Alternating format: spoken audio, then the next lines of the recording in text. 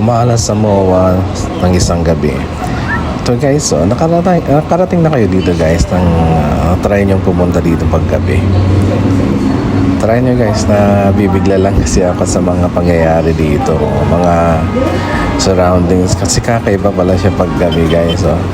Matagal na kasi ako hindi nakapunta dito guys, at hindi usually gabi kundi araw ako pumupunta dito. Pero ngayon ito yung aking nakita. Lumala ako ng gabi at ito yung mga nakita ko dito guys sa MOA. Try nyo guys gumala dito sa MOA at maraming mga pwedeng mapuntahan dito, pwedeng gawin, kagaya nito mga laro.